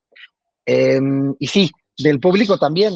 Me parece que en general el entretenimiento, ¿no? Todo producto mediático, todo producto cultural delata muchas cosas de la sociedad, muchos vicios, muchos prejuicios, pero los reality sí, también, definitivamente. Creo que es un lugar, o sea, hay de todo, hay realities de todo tipo, ¿no? De todas las naturalezas, pero me parece que es un espacio en donde mucha gente se permite como desahogar muchas cosas. Creo que de repente este tipo de entretenimiento es lo que es el fútbol, ¿no? Que este es el momento en donde como que, pues sí, subliman su ira. Eh, Creo que mucha gente hace lo mismo con los reality shows y además los reality shows te permiten identificarte y me parece que también de repente nos permiten ponernos en una escalera como de superioridad moral, ¿no? Yo tengo la hipótesis de que muchos realities los vemos para sentirnos un poco menos mal con nosotros mismos y decir, claro, es que yo no soy así de estúpida, o claro, yo no reaccionaría así, o güey, qué cool eres, gomita. Es como, bueno, bebé, pues tú también mostrarías tu parte, tu lado oscuro. Ahorita también me impresiona mucho lo que está pasando con la Casa de los Famosos, ¿no? Que es como la casa de, que sí hay mucha vibra muy pesada ahí, sí es verdad, pero la casa de las víboras, no sé qué, es como, uy, bebé, o sea, eh, yo creo que muchos de nosotros nos delataría bastante este tipo de reality. Sí, y algo que yo he platicado mucho contigo es el asunto de los matices. Creo que es una conversación que hemos tenido desde 1000 ángulos distintos, ¿no? Quizás en nuestro chat si ponemos matices saldrá una y otra vez, pero es que, güey, a ver, yo intento como desligar mis afectos de la conversación de la Casa de los Famosos, porque creo que en esta ocasión en particular, tanto tú como yo tenemos algo de corazón ahí metido, ¿no? Y ha sido muy difícil, ¿no? Ver la conversación. Ayer estuve de invitado en Radio Contexto, que sale hoy también, y me preguntaban de ciertos concursantes y yo decía, puta, o sea, pues tengo que decir la verdad, pero al mismo tiempo hay una alta probabilidad de que por lo menos una de esas personas la voy a ver cara a cara en unos meses. Claro. Ajá, y eso mismo, ¿no? O sea, hay alguien que está siendo grabado ahí adentro todo el tiempo, pero también hay un montón de personas que estamos diciendo cosas acá afuera y eso también queda grabado. Anyway, esa no es mi pregunta. Mi pregunta es, de repente la telerrealidad, pues sí, justo como dices, ¿no? Muestra que las personas, pues sí, mostramos como nuestros colores verdaderos, pero al mismo tiempo, pues todo el mundo tiene cosas feas que intentas ocultar en tu vida diaria, ¿no? Yo sí puedo decir que, pues hay momentos donde me sale lo víbora, como seguramente a todes, ¿no? Y no queda grabado, afortunadamente hasta ahorita no ha quedado grabado, a lo mejor algún día quedará, pero esta cosa como de que no estamos acostumbrados a ver a las personas como personas y que entonces cuando vemos a alguien equivocarse, cambia nuestra percepción completa, ¿no? Digo, este capítulo sale el lunes y no sabremos si Shanique salió o no salió, pero a mí me parece, por ejemplo, en el caso de La Casa de los Famosos, muy interesante cómo Shanique fue la heroína del internet durante exactamente 7 días y pasó a ser la persona más odiada por el internet desde hace como 4 días, ¿no? Lo frágil que es cuando ves a alguien ser humano, ¿no? ¿Qué piensas de eso? Sí, no, todo lo que acabas de decir es brutal porque creo que también hay un rollo muy propio de las redes sociales de performatividad, ¿no? De qué es lo que me hace estar del lado de los buenos. Y entonces de repente pues hay una semana en la que si yo tuiteo y hago edit con la cara de Shanique Berman y jajaja, qué chistosa es, pues bueno, soy de los chicos cool que estoy en el mame, que estoy haciendo todos estos memes y todo esto está divertido, ¿no? Y de repente ya ahora, esta semana ahora lo que toca es ser súper woke y súper políticamente correctes ¿no? O sea, sí es interesante como que igual que las redes sociales, los reality shows sí nos meten en una onda muy performativa, ¿no? Y también creo que hay mucho punitivismo. Me parece interesantísimo todo esto que dices de lo mucho que nos cuesta ver a una persona equivocarse y ser humana y decir cosas problemáticas. Quien diga que no ha dicho algo problemático en su vida, obviamente está mintiendo. ¿No? ¿Y qué pasaría si televisaran nuestras reuniones familiares de Navidad? Seríamos las personas más, bueno, más nuestras tías y demás, ¿no? Pero serían las personas más canceladas, ¿no? Entonces hay algo como muy performativo. Entonces sí está interesante. Y a mí algo que me parece muy interesante es esto que dices de que los reality shows nos permiten darnos, algunos, sobre todo los de seguimiento, nos permiten darnos cuenta de que los seres humanos tenemos matices, ¿no? O sea, Adrián Marcelo, por ejemplo, hay mucha gente que es, wow, qué chistoso es, y tiene una esposa, y qué divertido. Es como, sí, claro, porque es que Adrián Marcelo no nada más es transfóbico y gordofóbico y otras cosas muy problemáticas. Yo sí creo que es un tipo al que tendríamos que cuestionarle muchísimas cosas que ha dicho públicamente y que ha esparcido discurso de odio y ha hecho cosas de verdad muy, muy violentas, ¿no?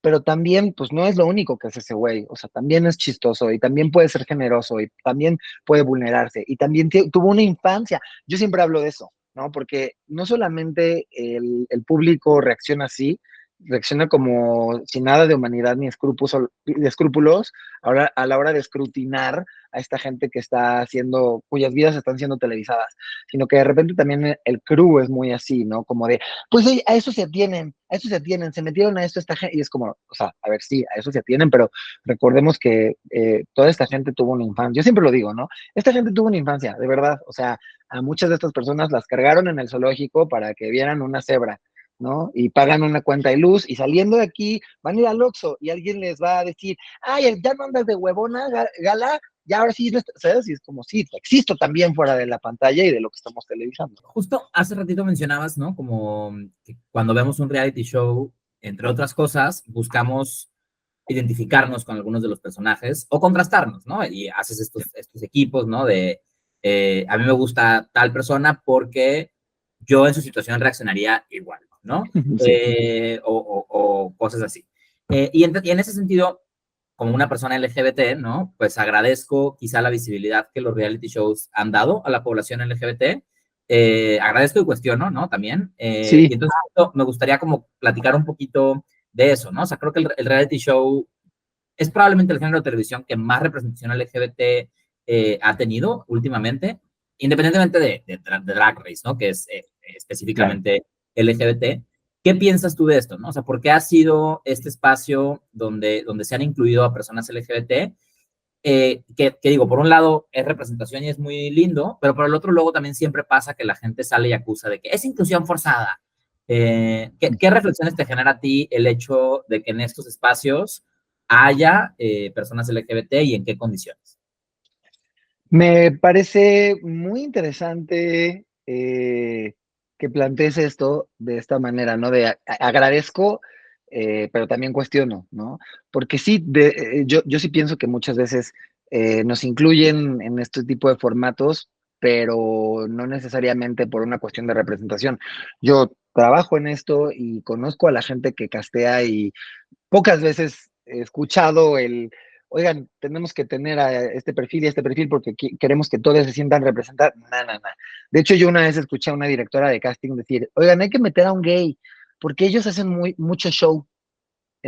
Así, con estas palabras, ¿no? Y he escuchado cosas, terribles. Esto, lo que les acabo de decir es nada, es así, el postrecito, nada, nada. Escucha unas cosas racistas, misóginas, o también hay, híjole, eso también es interesante. Siento que, sé que me estoy desviando, pero ahorita llegamos al otro.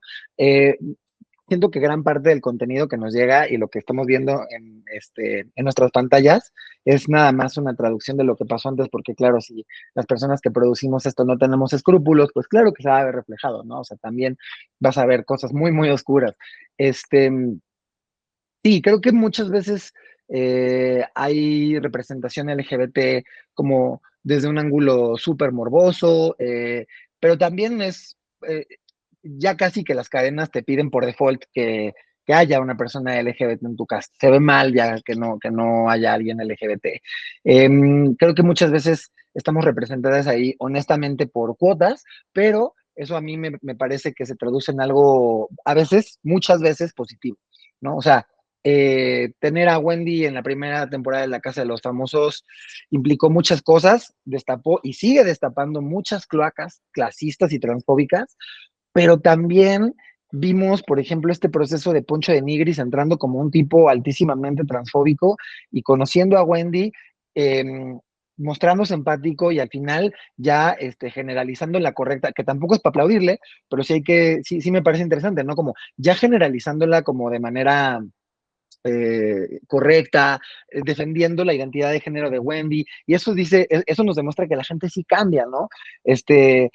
Ya la sola existencia de Wendy es disruptiva y es poderosísima, porque pues, tienes a una mujer que hacía trabajo y viene de un contexto pues, muy empobrecido y tal, y ahora está viviendo esta fantasía en donde puede abrazar a Gloria Trevi, que es su ídolo, y empatiza y conecta con muchísima gente por lo divertida que es, entonces es un triunfo, ¿no? Entonces creo que hay mucho camino que recorrer, este, a la mayoría de los productores creo que no les interesa realmente el tema de la representación, pero lo van a hacer porque pues es justo también una cosa performativa, ¿no?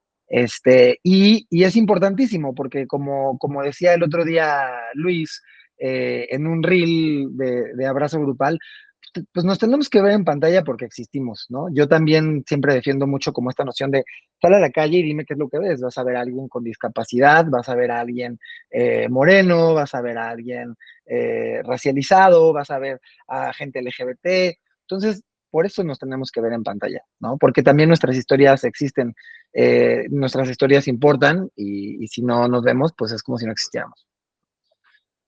Algo que me parece como muy valioso de tener tu perfil acá es que, a ver, por un lado, creo que consumes televisión, la entiendes, la disfrutas, la analizas, pero por otro lado estás ahí, ¿no? En el lugar de los hechos. Y entonces, Sí. a mí, yo justo pienso como hace unas semanas tuvimos una invitada que nos habló de esta perspectiva que es tan controversial en Estados Unidos, que es la DEI, ¿no? Diversity, Equity, Inclusion. Y justo pensaba en cómo se ha satanizado esta perspectiva en los medios, ¿no? Con cosas como lo que tú hablabas de las cuotas, o con esto de nos quieren meter la Agenda 2030, que ni saben qué es, en los contenidos, etcétera. Y seguramente también en las oficinas pues hay mucha resistencia, porque a fin de cuentas, pues quien hace la televisión son humanos y en algunos Sí. casos inteligencia artificial, pero mayoritariamente humanos, ¿no? Y yo quisiera saber eso, ¿no? ¿Qué tan difícil es? Porque, ok, se cumple la cuota y va a haber una persona LGBT en el cast o un personaje o lo que sea, pero ¿qué tan difícil es cuando tú, porque aparte lo sé, tienes el conocimiento, la sensibilidad, etcétera, convencer a los demás de, oye, esto está replicando un tropo transfóbico o esto es racista, etcétera? ¿Qué tan complicado es? Es complicadísimo y yo diría que hoy en día es a mí lo que más me cuesta trabajo de mi chamba. Eh, es muy duro. Yo antes me peleaba mucho más, ¿no? Y le hacía frente de una manera más directa y como más peleona, no sé cómo decirlo, como más combativa, pues, ¿no? Y si era mucho más active a la hora de decir, es que esto está mal, es que esto...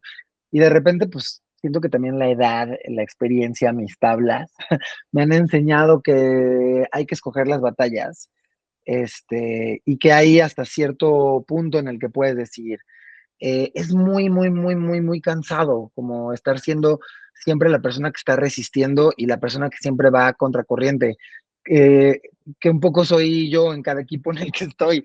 Este, yo varias veces me he replanteado si esto es para mí. Es complicado porque por un lado creo que lo hago muy bien, o sea, creo que es un trabajo que hago muy, muy bien y por eso siempre tengo trabajo, llevo pues ya como 9 años de trabajar sin parar y creo que ha sido por eso, porque tengo como pues ya un nombre que la gente sabe que lo hago muy bien, pero por el otro lado pues también tengo corazoncito de pollo y la paso yo muy mal de repente con los contenidos que se producen o con ciertas narrativas que se quiere replicar o demás.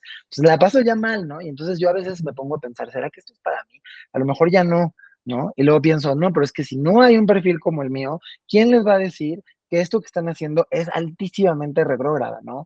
Yo sí hay momentos en donde tengo que intervenir cuando las cosas ya pasan una línea, ¿no? Y cuando se quiere como contar una historia así como, o se quiere como hacer una narrativa como abiertamente transfóbica, ahí sí digo como, oigan, a ver, lo que están proponiendo, ¿no? Está generando esto y esto y esto, pero hay otras discriminaciones como tan normalizadas y que suceden tanto que de repente pues, son un poco imposibles de detener, ¿no? Yo trato siempre como, se los decía antes de empezar a grabar, ¿no?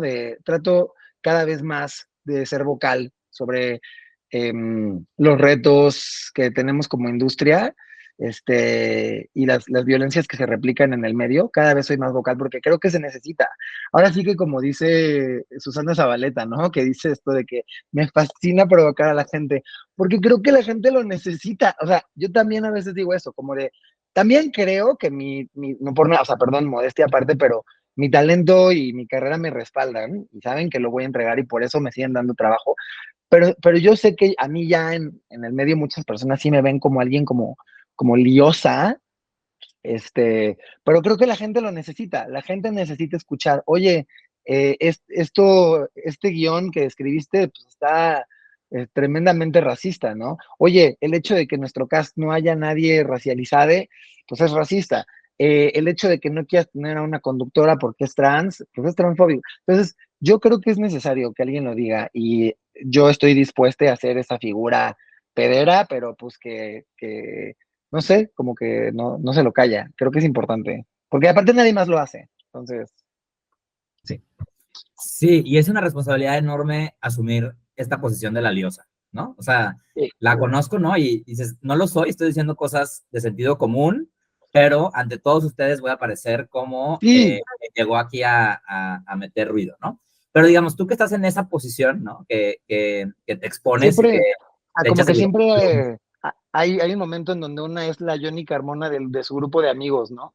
O sea, como que siempre eres la Johnny Carmona de tu oficina en algún momento. Y es Claro, como, bueno, ya ni pedo, pues sí, sí soy. y ya te pintas el pelo azul y todo y le sigues. Sí, sí soy.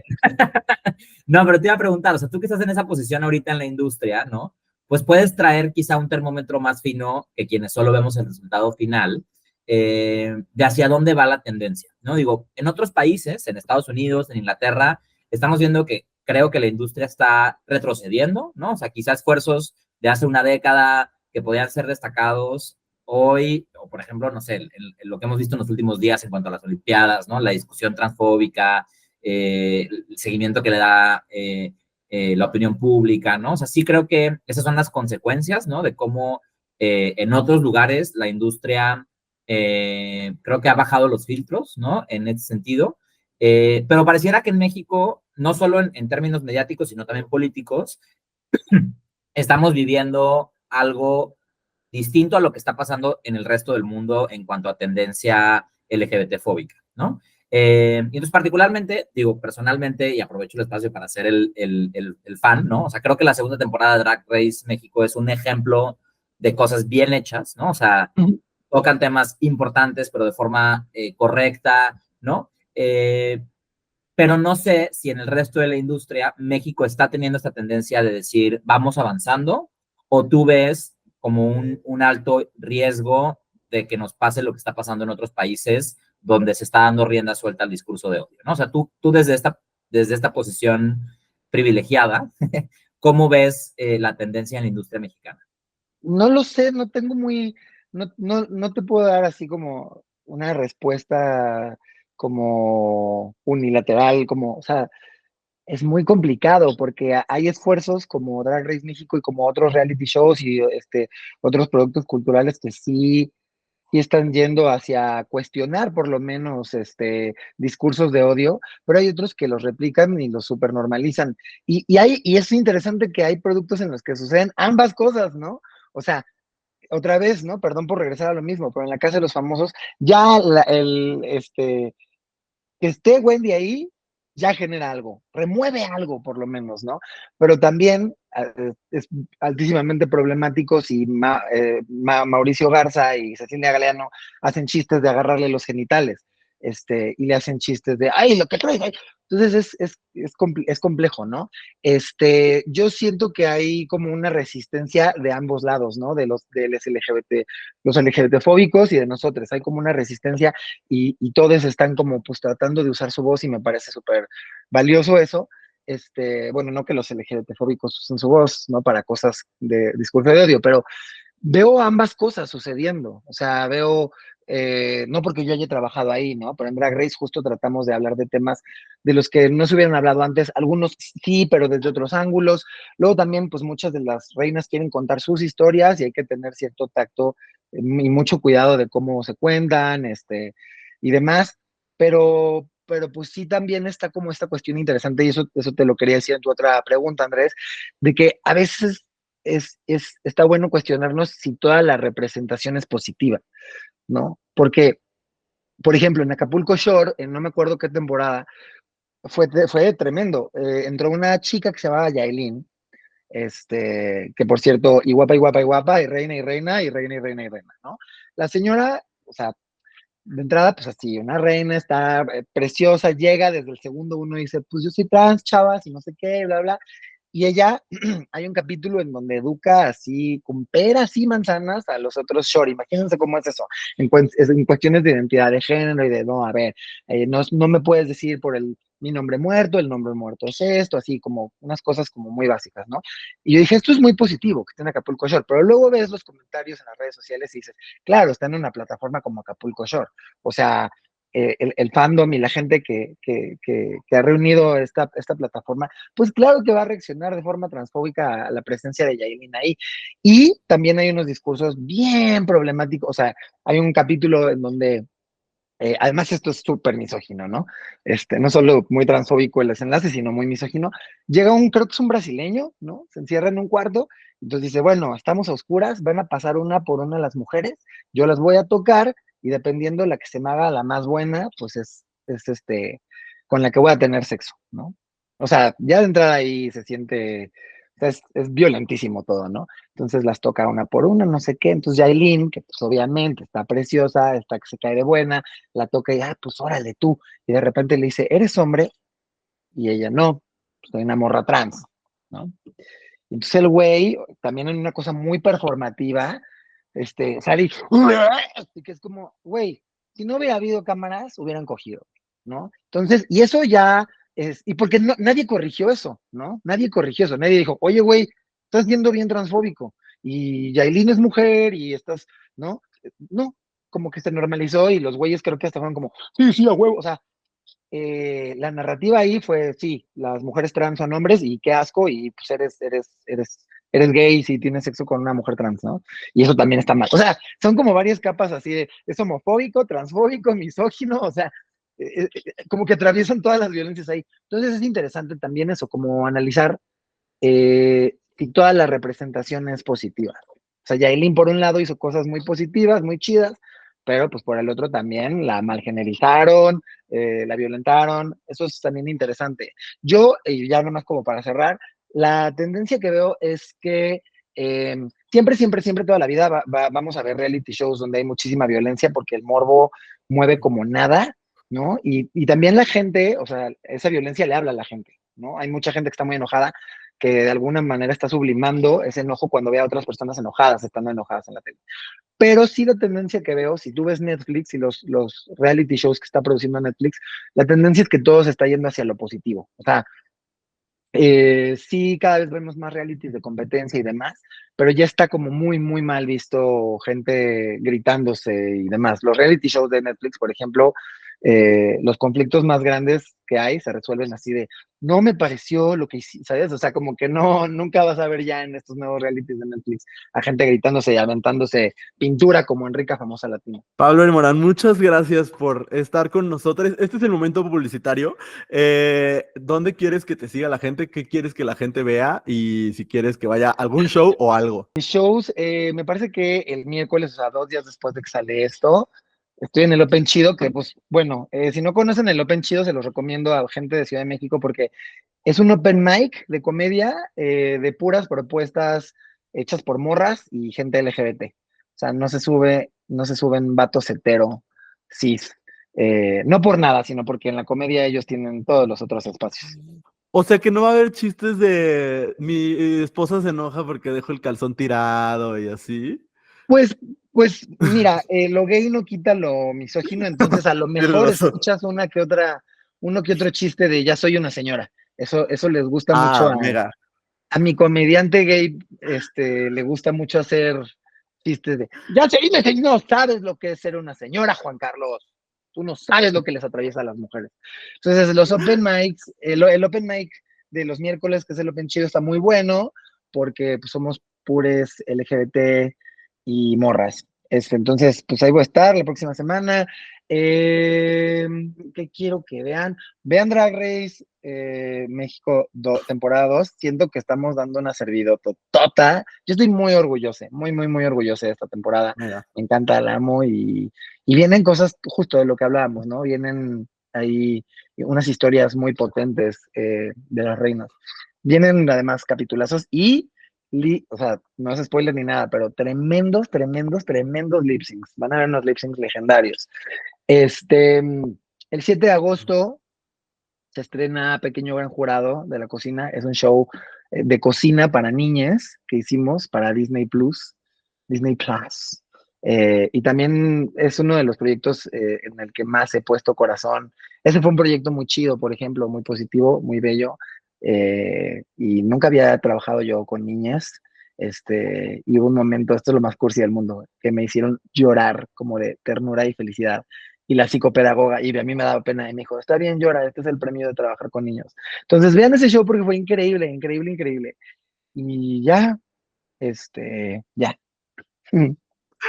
Perfecto, pues Pablo, muchas gracias por acompañarnos. Sabes que siempre es muy bonito platicar contigo y gracias Andrés, también es muy bonito platicar contigo cada semana. Nos volvemos a ver y escuchar el próximo lunes a la misma hora y en el mismo canal de YouTube o de Spotify o donde nos escuchen. Adiós.